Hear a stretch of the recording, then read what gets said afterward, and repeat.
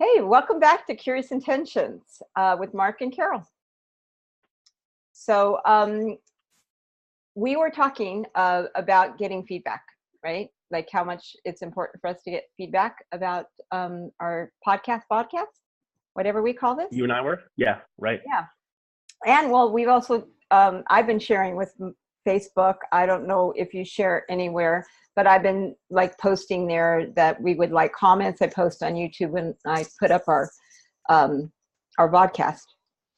And I got some feedback and I wanted to talk about it with you. Great. So the feedback I got, which by the way, you know, we love that, right? Is that what am I do? You know, what are you guys trying to accomplish here? Like, what is this podcast for? That was the overall. Yeah. The overall, like, that was the question. Like, what's the purpose of what we're doing here? Why am I watching this conversation? I like the conversation. I just don't know why I'm watching it. Okay. Yeah, that's good feedback. Anything else before we kind of, is that what you wanted to kind of tackle and just kind of share? Yes. I think that if somebody's asking that question, then somebody else is probably thinking that question.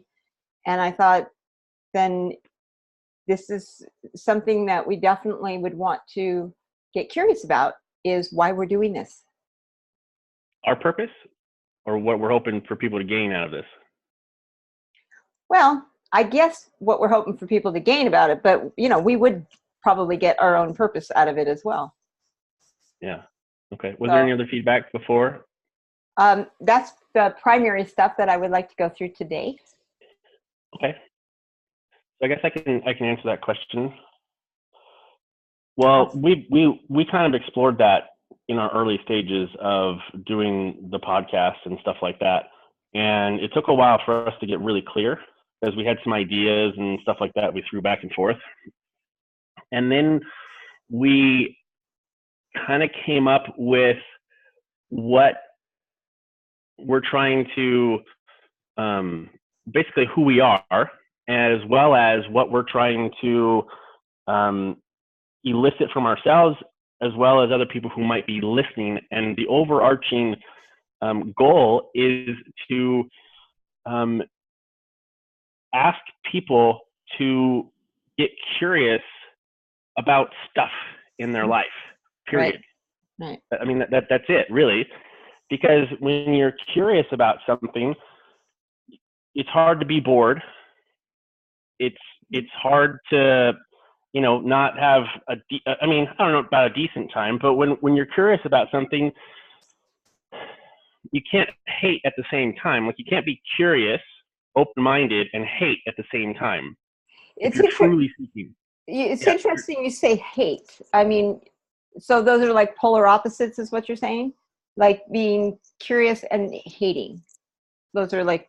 Well, okay. Well, no, for me, most of the suffering in the world comes when we're believing something that we hold as a truth, whatever it is. It's a religious truth, it's a spiritual truth, it's a, you know, psychological truth that we believe, or it's just societal truth that we think is like, this should be the way it is, and if you do that, then, you know, that, you know, we have this all over. I mean, we're not going to go into it now, nor should we, but the political scene does that all the time.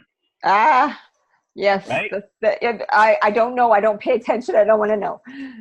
No, right. But on both sides of the spectrum, on the aisle, as they say, they have the right way of doing things. And that's fine to have a perspective. But if you're so entrenched in your perspective and it's causing you suffering and it's causing you discomfort in any kind of way, then one way to kind of release some of that is just be in the inquiry. Like, start to get curious about what are the thoughts that are coming up, and are they like absolutely 100% true? And so it's part of like, just let's explore what is here and now, because in the end, that's all we really have. And so the overall purpose for me is to just get curious. Like, when I work with my clients, that's one of the things that I probably do more than anything else is just get curious about, hey, like, help me understand this. Right. Or I'm wondering if, you know, because I don't know. I don't know. But I'm just trying to open up a possibility maybe that they haven't seen before. Right. And with that new possibility, it's happened with me when I've done work with coaches or therapists or whatever. I was like so fixated on it's this way, it's my mom, my dad, or my girlfriend or whatever because they did this and they blah, blah, blah, blah. But when you start to slow down and you get a little curious of like, well, what else could that mean? What else? Like a billion things. A possibility. Like if you go in front of the whiteboard, like it's like, yeah. Oh my gosh. And there's this, and there's this. When you stand back from the wall, you can see the two doors that you don't see because you're staring at the wall. That's how I think of it often. Exactly. And in my experience, both working with people and my own personal experience is it's almost likened to what I would say is like a great unraveling. Like it's an undoing of what you believe to be true, because suffering is just believing a thought, right? Yes. That contradicts reality. Well, yeah, it's your perception's reality, and that perception is your reality. Right, but it doesn't necessarily match up with the external reality. And that's why. Yeah.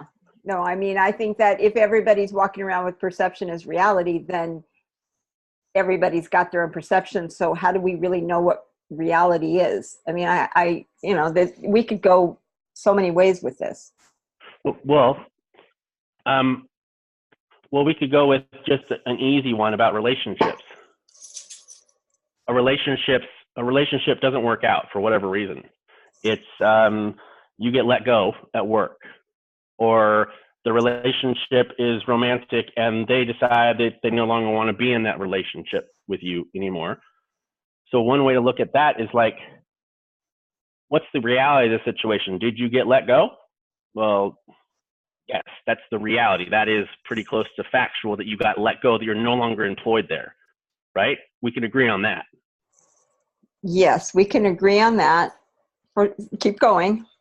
So in a relationship, for example, if you're in a romantic relationship and one chooses not to be with you, or, you know, vice versa, the reality is they're not in a relationship with you in that moment.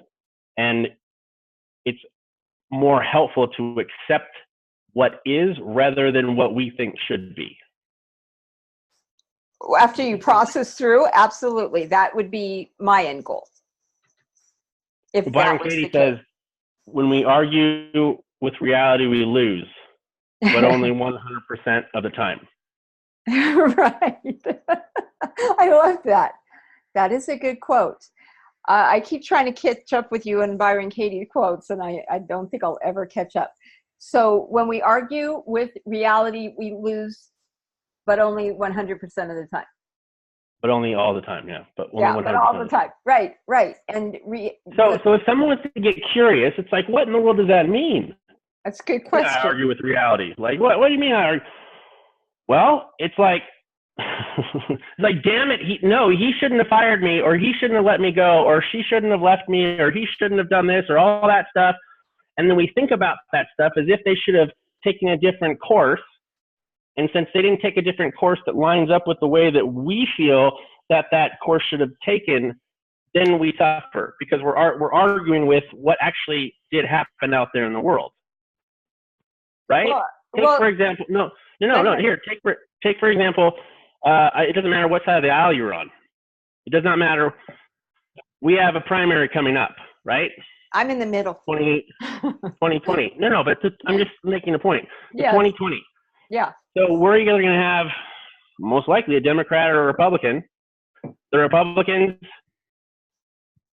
if a Democrat becomes president, will endure a little bit of suffering because they want their person to be in the office, and maybe they have it, but if they don't, then they're going to end up suffering. Why? Because they believe that in order to accomplish whatever they need to accomplish, there needs to be someone there.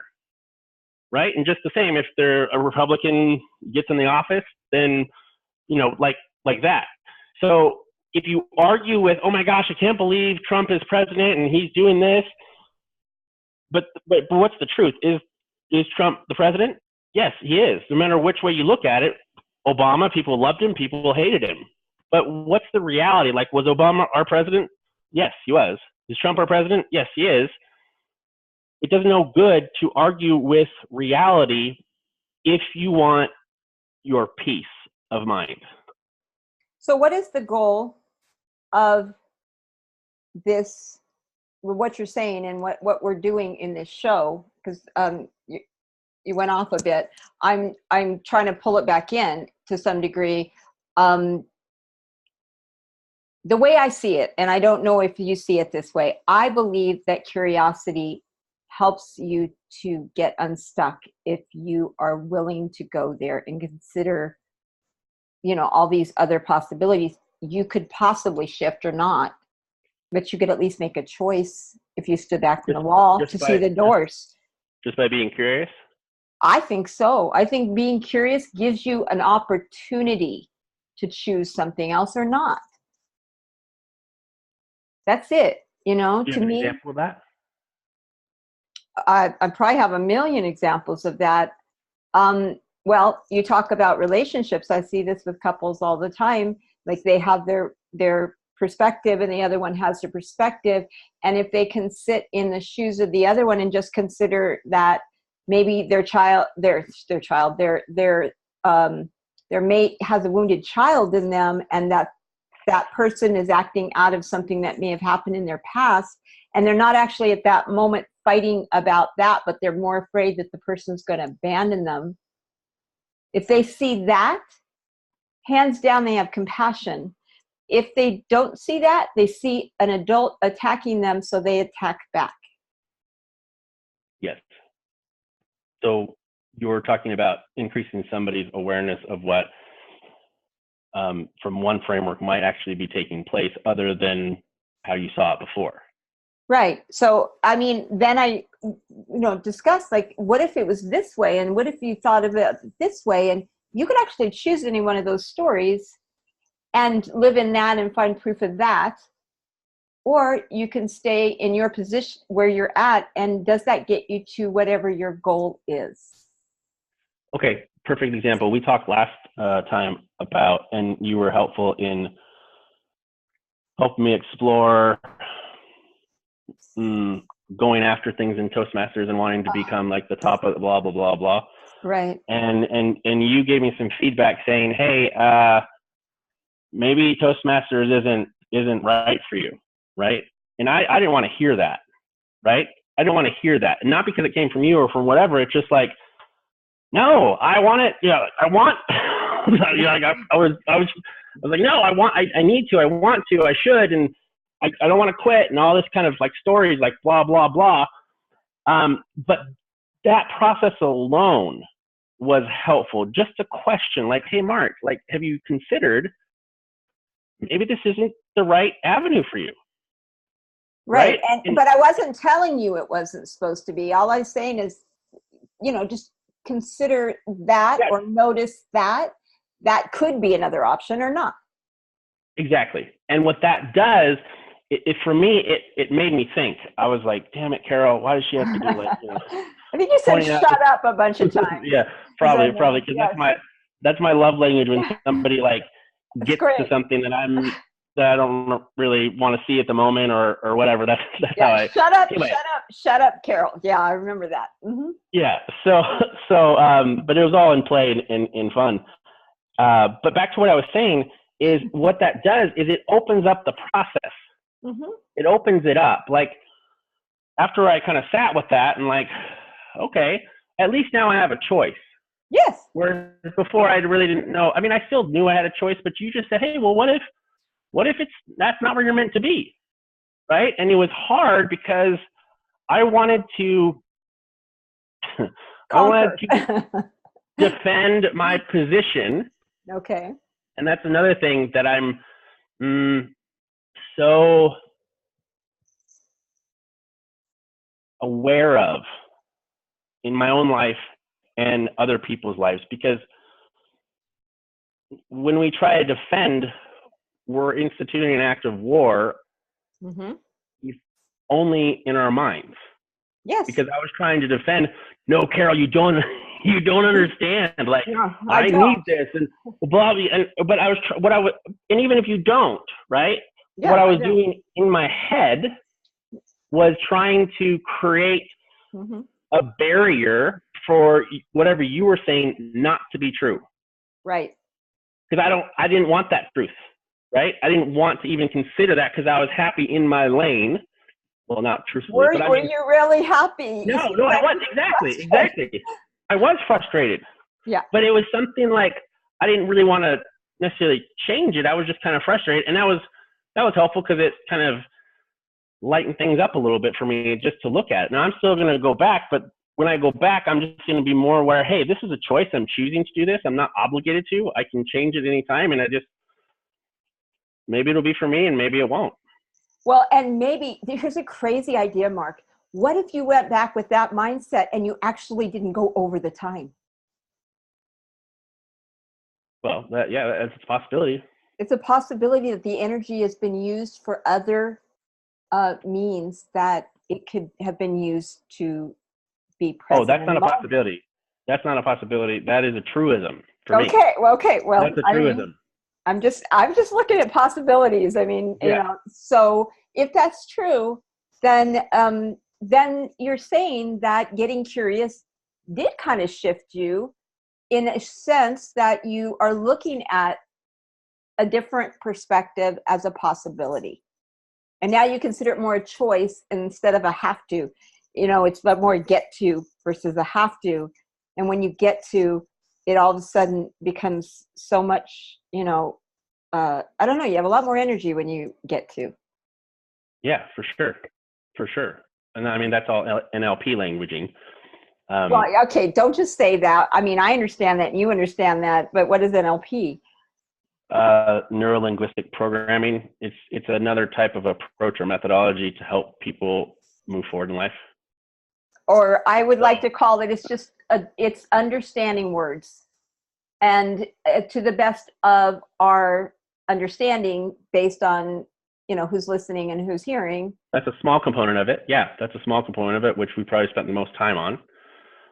But even little things like that, like just get curious, like, hey, I just got off a phone with a client who was going through some challenging times, and she kept verbalizing the thought that she's a screw up and she's never going to make it, and she always does this and she always does that and like that. And so I had her slow down to like look at the thoughts that she was having, right? And then just have a little bit of compassion about those thoughts. And what we did was we tried to help her understand to separate those thoughts from who she is. Right. So we had her identify like almost like a different version, and we gave that person a name, and we could look at that part of, because we all have, well, maybe not everybody, we have thoughts that don't serve us. I think humans have thoughts that don't serve us. We just have to decide how to receive them or process them. I think to some degree, at certain times, we tell ourselves certain stories that kind of tank us. Well, most of the time. And so that's the part of the question is, what are we doing here? We're getting curious. Because if you get curious about like, oh my gosh, I'm realizing that if I focus on a certain thought, like if I cling to a thought as true, and I just notice my body like having a visceral reaction to it for whatever reason, then I might want to think about, wait a minute, is what's actually causing my discomfort? And can I choose to have a different thought? Like you were talking about earlier, which is like, I should. That's not a very freeing way to look at things. It's just like, ugh. Like when somebody says, you need to, you must, you have, I'm just like, inside, it's just like, it gives me like a middle finger reaction that I don't demonstrate, but it just kind of comes up, right? It's kind of like, whoa, back off a little bit, right? The musts and the shoulds in recovery are hands down the things that cause people to slip and use whatever their drug of choice is. And no one needs to do anything. No one must do anything. It's languaging that. And so like if someone's coming to my office and they have a lot of those kind of concepts, It's just to bring the awareness to them. It's like, hey, well, what if, I mean, I know you have those thoughts, but so if you were just to be with those thoughts a little bit and then choose a different, you okay? Yeah, I'm okay. Sorry. Yes, my phone was And then doing tricky things. and then just choose a different thought or a different way to look at it. Yeah. Or get curious about what else could this mean? Right. You know what I was thinking was, I learned this through you, the I don't know mindset. Yeah. So I call it the I don't know area, you know, the I don't know and others don't know in the Johari's window, however we look at it. But I love that phrasing. Ever since I heard you say that, I keep telling myself, I don't know. And if I don't know, then I get to be curious. That's a beautiful place to be. And that's what you told me. And I got that. And I have taught many clients even since that time. It hasn't been all that long, but it's, wow, I don't know. Like, I really don't know. What a freeing way to live. I don't hold that in my body. I don't have to have an adrenaline response or a cortisol response. I get to live in, I just don't know. Right. I don't, because I don't. Right. So I'm going back to something we probably all experienced at one time is a job not working out or getting let go of some kind, right? And yes. You're probably thinking at one point, maybe you like the job. Right. And you think, I can't find a better job than that. That was my dream job. That was, and you list all these characteristics for why it's a bad thing that you lost that job or that position or whatever it is. And in the moment, that's where we are. However, there's been several times in my life personally, and people I've worked with, and I'm sure even you and other people that might be listening, that after time you realize, wait a minute, that job, that person, that whatever served a purpose for that moment in time, but then I look back on it and I wouldn't want to go back to whatever I thought that I wanted to in the first place. You know, it's so funny. We're so attached. We're so like, until we loosen up and get curious about it. Well, you know, can I share a bit of a story? This morning, I opened, well, I mean, I was asking you and I kind of cut you off there. Is that okay? Yeah. So I opened up my Facebook this morning. I think it was early this morning. And there was a picture of my office 5 years ago. And this office I was so attached to. And now, I posted online. It was like, oh my God, I had to stay there. I had to stay. I was fighting to stay there. And for whatever reason, I'm not there anymore. And at the time, it was painful. It was painful to imagine another life.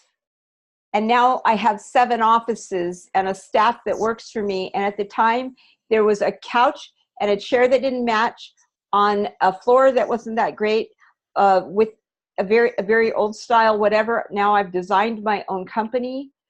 And yet at that time, I was so attached. And I call that, I was fired up, because I was fired up to the next place and up to the next place until I ended up here. And I'm sure I will continue to evolve. Can I give you some feedback on that? Yes. It could have gone either way. Could have. Or always can, right? Always. So there's an expression like you can either become bitter or better in just about any situation. True. And so you could have, just like anybody could have, been so attached to that chair in that office and whatever, that you focus so much on that you didn't see what other possibilities are out there. Maybe you isolate in your home, or maybe you go into a deep depression, or maybe, you feel tremendous feelings of low self-worth and blah, blah, blah, blah, blah. And you stay there. If you stay there, then all kinds of challenges psychologically and otherwise kind of bubble up. Yeah. But it was because you chose to almost be excited about a new possibility. it's scary as hell at the same time. Well, I wouldn't say I did that right away. I mean, I didn't do it. No. I'm not saying you did. But now well, I don't know what you did. But now I do it much faster, because the more that I have Exactly. these experiences that I look back and go, hey, you know what? That turned out okay. Now, if I look back in my life, I can go, most of the time it kind of turns out okay. So now I tend to embrace most situations, even this crazy thing I've gone through recently. I knew there was something positive in it, and it turned out that's what it was. So I decided to live in choosing life, which is choosing the possibility of really anything happening, anything. And it could have been a great thing. And these bad circumstances sometimes turn out really, really great. So dovetailing to the comment that you brought up earlier, which is like the concept of the I don't know mind. Yeah. Now, I'm not saying that I'm an expert by any means. However, in a situation like you were talking about, or maybe I've lost a job or whatever, or something happened that I was not wishing for it to happen, a lot of, I think, what takes place is people believing that whatever was in their life was, they knew that was right for them or good for them or their best fit, and like they knew it, like, oh my gosh, that person, that man, that woman was my perfect soulmate. Or that challenge when you win Toastmasters. or yeah, whatever it happens to be, right? Whatever it happens to be. Right. And like, you know. Mm-hmm. Right. But here's the thing. When you know, quote unquote, and it continually does not line up with actually what's out in reality, then you have a problem. Then you have stress, you have discomfort. Yeah. So like, how do you know? Like, that's the question. Like, how do you know that leaving the office is not the best thing you have going for you? You don't know. But if you think, it's that leap of faith. if we think that we know that was the one and only soulmate, or we think we know anything, and then reality comes along and says, hey, I know you have those thoughts or whatever, or you think you know this, but this is the truth of it. And then we think we know what it should look like or what it should be, and then we argue with reality, and then we kind of come and we suffer quite a bit. And I'm not saying it's always easy, but you're right. It does get a little faster. It does. The more you practice or train your mind, however you want to look at it. Well, I'm also thinking that I trust myself to deal with whatever the consequences are. And that is huge. How do you know that? Because over and over again, I have been able to deal with, hands down, a lot of battles. And I know if I need to be a warrior, I can be that. I believe that is true about me. I believe most people believe that's true about me. I mean, most people dismissed, the fears of what was going on with my diagnoses, because they're like, yeah, but that's Carol. You said it. I've heard it from so many people. So I decide to live in that place where I trust me. And see, that's where I see people get stuck, is when they don't trust themselves to deal with if that mate leaves them, if that job leaves them, if that thing leaves them. Because that thing, life is transitory. We're only guaranteed change. At some point, we're only guaranteed that something will change. So if we get stuck in that, then we're going to think, oh my gosh, when that thing goes, then who am I if I'm not that identity of that thing that I'm attached to, when really life is going to be forever evolving.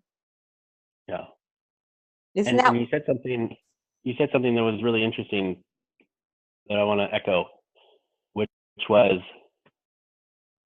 you trust yourself more because of how much you've been through. Yeah. And another way to look at that is, through your own process, through your own development, what you've learned to develop is not only trust, but what comes when we do something over and over and over again and get similar results, which is confidence. You've also developed not just trust in yourself, but a decent amount of self-confidence, knowing that whatever life throws at you, you're fairly confident because you have results historically to back that up. Yeah, I guess that's true. And, through many, many circumstances throughout my life, that is true. I think hands down, in the last few years, I've been challenged many different times about that self-confidence and is it shakable or not? And I've decided, no, it's not. I am clear now who I am. I'm clear what my calling is, my goal is, and I'm just going to use my energy toward that. Does it mean you're not going to fall though? I will fall and I will get back up. And the people that love me will say, get your butt back up. Yes, you fell. And yes, you might have screwed up and get back up. That's what Brene Brown says, right? In her videos, she talks about that, to have those people in your life that will tell you the truth and also will say, get your butt back up because, you need to be in the ring. Yeah.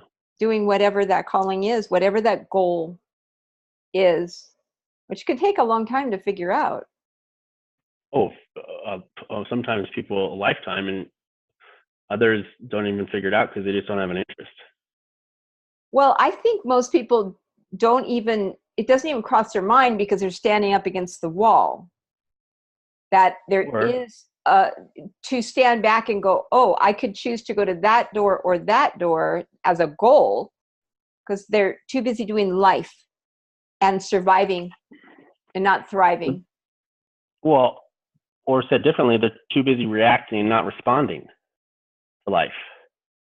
Yeah, so they become reactive or proactive, reactive, however you want to say it. One reaction after another reaction after another reaction.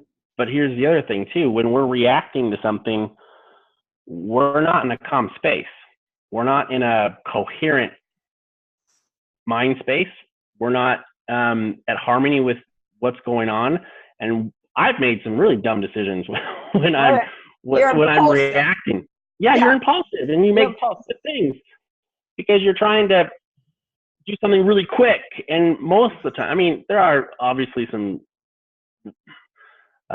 reasons for fast things. Like if you're going in an emergency, you want the doctor to come fast, obviously. If you're bleeding out or something. But most things in life don't need to be that fast. Yeah, and aren't you shitting yourself in that time? I should make that decision right now. I should do that thing. Even with the doctor, when I got my concussion, the doctor didn't come for 6 hours. And I realized that even that didn't matter in that moment. And there was possibilities in that, in something good even coming from that, or even that I would be fine in those 6 hours. Yeah. So I had to sit. That I love about, go ahead. I got the opportunity to sit and grow my patience, which I don't generally have the best patience on the planet, but I don't know that any of us really do. And in that opportunity, my patience level grew to a better place because I survived that one. And it really wasn't a should or a have to. I honestly, they were watching me probably in the waiting room and deciding I wasn't a should or a have to. I didn't know that. The whole process, as we start to wrap up here, the whole process is just so incredibly fascinating. What we can do with our mind, provided we're equipped and have the right tools. And I think that's one of the things we're trying to do in our own little sphere, is try to give people the tools of getting curious so that they can reduce suffering and live a more happy, joy-filled life, period. So if I get curious, I get to choose joy if I want to, even in the midst of anything. I could choose it, or I could choose not to have that. I could have sadness or, any emotion. I could shift to any one of those as a choice instead of as it choosing me. Sure. Well, I mean, if, like, for example, let's just say there's a house with 3 doors over in it, and you're habituated to go into door number one. Door number one. Let's go into door number one. That's where you always go. I mean, yeah, there's other doors, but why go in either door? Door number one's working. Door number one's the one I'm going to do. That just makes sense, right? Mm-hmm. And so most people, I mean, a lot of people don't even consider checking out what's behind door number 2. And I'm talking about mentally, like, what's behind door number 2? And then you open it and you find out, hey, there's a bunch of, it's incredibly disorganized and it's messy, and you just don't want to go in there. And you're like, okay, well, at least I know that it's messy, and I'm just going to choose not to go in there. Yeah. Third door is like heaven on earth or whatever.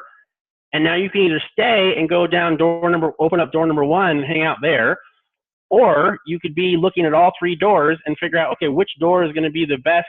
But if you don't even open up the door, and that's what we're talking about, is curiosity opens up doors. It opens up a different way of looking at it that maybe you didn't even think that there was another possibility before. Like, you just thought there was only one door. I love that. You have more options to choose from because you know what's behind, or you have more direct, well, you know what I'm saying. Well, you think you know what's behind door number 1, 2, or 3. I mean, we really don't know. As long as we live in the I don't know mind, I really don't know if door number 1 still has that same thing behind it, or door number 2 is now heaven, or door number 3 is now messy. I really don't know. Right. At the same time, I want to be clear that it's not that you need to go in those other doors. It's more about being willing to try something else on, being willing to see it from maybe a different, it doesn't mean you have to go through that door. Let's just say that we do some work together and you decide, hey, I've been going through door number 1 my whole life. I'm going to try door number 2. And so you go through door number 2 and you figure out, hey, that's not for me, or whatever, or you go down door number 3, but at least then having an option that you know that there's other choices at your disposal, and become aware of that. You can't do anything if you're not first aware of that there's other ways to do things. Hence, we talk about Toastmasters. You chose that you're good with your decision, but that just even the mindset of processing through the other choices, it in some way has changed you. Oh, for sure. For sure. Because I was so fixated. All that was just a little shift in your mind that could change your life. I mean, it was just an electrical impulse with meaning on it, which is that's all it was. So however we look at that, I mean, the curiosity, that's why we do this, right? That's why we do this as humans. That's how we came together as friends. And that's how we started recording ourselves, was because we both kind of tend to be curious and tend to challenge our own thought process and are willing to receive the feedback or data or however we want to say in order to consider something else. Yeah. I mean, I don't know too many people that are like us. So when we connected, it was always so interesting to talk to you. And I think that's, for me, that's why I wanted to do this, was being curious is such an interesting place to be. Because I didn't know what was ever going to show up in our time together when we were doing work together. I didn't know. I didn't know what. I don't even know what's going to show up on these. What are these called? Video casts or pod? Some kind of cast. I don't know. We're a vodcast podcast currently. So here's how I would want to leave. I'll start off just by encouraging people to try something else on. When you encounter a situation that makes you uncomfortable and you're fairly certain that it is because of this or that, and it causes you any kind of stress or discomfort, like, how's the question come up? Like, what else could it mean? Like, my wife or my husband didn't say I love you, or, well, does it mean that I'm that they don't love me? No. I mean, what else could it mean? It could mean that they didn't have any sleep the night before, but you probably know that, so that's not a good example. But what I'm saying is, like, what else could it mean? They used a different tone. Does that mean they're really mad? No, it doesn't. What else could it mean? What else could it mean? Period. Right. That opens up a lot of possibilities, because when we think that this happens and this happens and that means that's a scary place to be in if there's no flexibility. Right. Rigidity and inflexibility, wow, that's not a fun place to be. And then it's like, what if we're having any suffering, period, and I'm talking primarily about mental suffering or psychological suffering. It's like, what are we believing about a situation that comes up against reality? Well, I come back to, I'm not sure what reality really is, if it's really in the mind of the person in the moment. Well, like I said earlier, I think the majority of people would say the reality is Trump is our president. True? Yes, that is true. Okay. Yeah. So there are some things that are real, that like, right now I am in Beaumont where I live. That's a reality, right? I would like to be in Switzerland skiing, but that's not my current reality. Like, there are some constituents of reality that we can hold as true. Okay. It's true. And what about you? How do you want to kind of wrap this up? I'll let you have the last word. I have the control to do that. You're going to have well, now that you have forced me to talk, because I'm just sitting in front of this camera, just, poor victim. I really liked this conversation. I think that we got clear on what curiosity has a possibility of doing in your life, and just considering different positions. What's another word for curiosity? What's another word for curiosity for you? Interest. I don't know. Okay. I'm not really good with words. That's what kind of comes to my mind. Okay. A couple other words that would come to mind for me about curiosity would be like,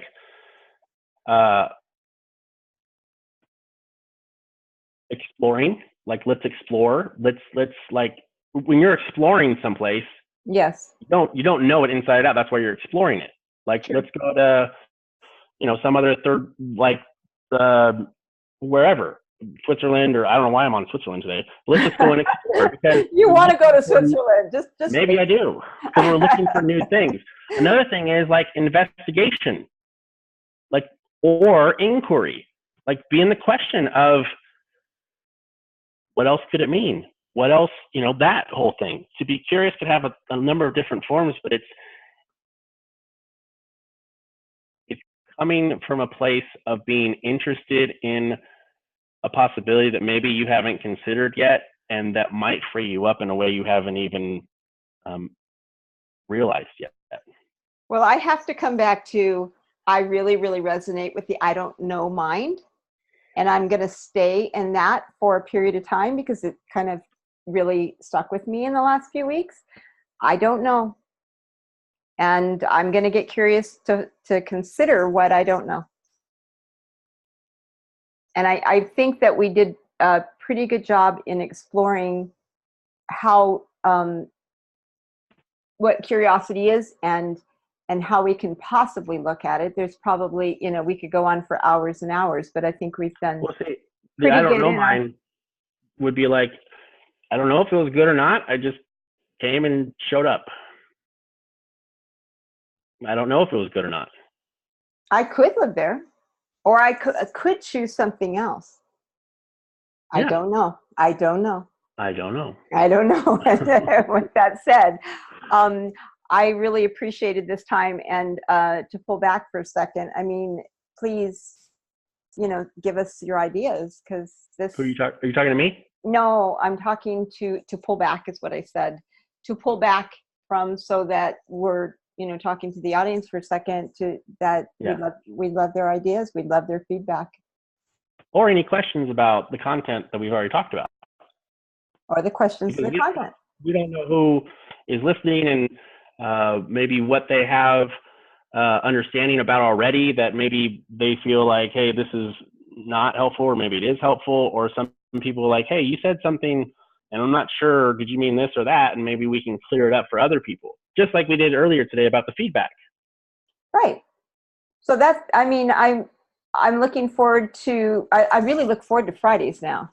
I mean, it's not like I didn't look forward to them before. I mean, Fridays are always a good day, but I look forward to our conversations, and I'm excited. Fridays are better for me now. Awesome. That's awesome. So with that, I would say, Mark, have a great day or a great evening. And same to you. I can't wait to find out what we're going to talk about next week. I would, once I look at the comments, I'll let you know if I get any feedback. Will you let me know if you get any? I will. Yeah, absolutely. Absolutely. Awesome. All right. Have a great day. Okay. Bye. Bye.